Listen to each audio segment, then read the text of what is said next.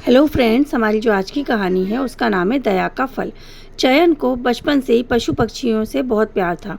उसको जब भी अवसर मिलता वह गाय, बिल्ली, कुत्ता, बछड़ा, बकरी या कहने का मतलब बिना डरे वह हर किसी के साथ खेलने लग जाता।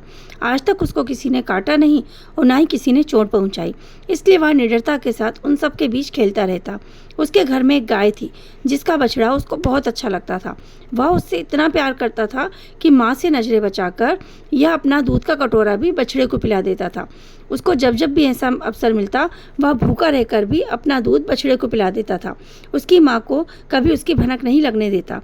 वह अपने दूध का कटोरा बछड़े के हवाले कर देता। ऐसा उसको भूख भूख तो सताती, पर वह भूख की संतुष्टि के लिए बहुत भूख सहन करना सीख गया था। वह जब जब भी बछड़े को दूध पिलाता तो गाय की नज़र अवश्य इस पर पड़ती। गाय को तो चयन के ऐसे प्रेम और भोलेपन पर शिवा के आशीर्वाद करना ही क्या आता था। इस बात से चयन एकदम अनभिज्ञ था कि उसको इस तरह दूध पिलाते गाय देखती भी है। वह तो बस इतना ध्यान रखता था कि माँ नहीं देख ले। बछड़ा जब भी खुला होता वह चयन के पास आकर खड़ा हो जाता और अपनी जीभ से उसको चाट चाट कर प्यार जताता और चयन बहुत खुश हो जाता था। चयन के पिताजी व माँ दोनों सरकारी नौकरी पर थे, इसलिए वे रोज़ सुबह दफ्तर जाते और चयन को दादी के भरोसे घर छोड़कर चले जाते थे। चयन दिन भर दादी के साथ खेलता। जब दादी सो जाती तो उठकर बछड़े के पास जाता, उसके साथ खेलता रहता। एक दिन की बात है, जब बछड़े के साथ खेल रहा था, खेलते खेलते उसे नींद आ गई। गाय ने जब देखा कि चयन कच्चे आंगन में ही सो गया है तो गाय की भी ममता जाग उठी। उसने सोचा इसको नींद आ गई है, दादी भी सोई हुई हैं, अब मैं भी यहीं सो जाऊंगी तो हो सकता है कोई जीव जंतु कोई किसी तरह का नुकसान न पहुंचा दे। ऐसा सोचकर गाय ने भी नींद से बचने के लिए जुगाली शुरू कर दी। नयन और नजर चयन पर रखे हुए थी।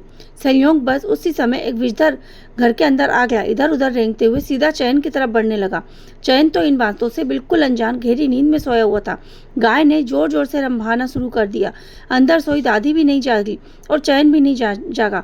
गाय के रंभाने से एक बार भी अजगर तो भी थोड़ा ठिनक गया और पुनः चयन की ओर बढ़ने लगा। गाय ने आने वाले खतरे को भांपते हुए अपने गले में बंधी रस्सी को तोड़ना चाहा, पर रस्सी मजबूत होने के कारण टूटी नहीं। गाय ने उछल उछल मचानी शुरू कर दी। खींचातानी से आखिर रस्सी टूट गई, पर उछल कुदल में गाय का गला थोड़ा जख्मी हो गया। गाय इसकी परवाह किए बिना सीधे उस विषधर को अपने सींगों से हमला कर दिया।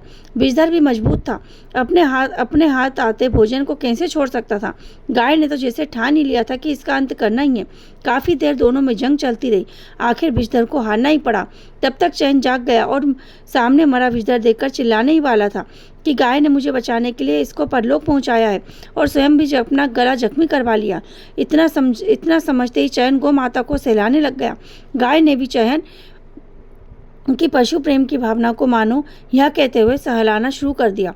हम पशु अवश्य हैं, परंतु हमारे में भी भगवान ने इतना ज्ञान तो अवश्य डाला है कि हम किसी की दया को, किसी के उपकार को समझें और आवश्यकता आने पर उसे चुकाने से कभी पीछे नहीं हटें। बच्चों, एक बात हमेशा ध्यान रखना, कभी भी किसी के किए हुए उपकार का बदला हमें जरूर चुकाना चाहिए। इंसान तो इस चीज़ को भूल जाते हैं, पर जानवर कभी भी अपने ऊपर किए गए उपकार के बदले को हमेशा चुकाते हैं। वो कभी भी इसे नहीं भूल पाते। राधे राधे।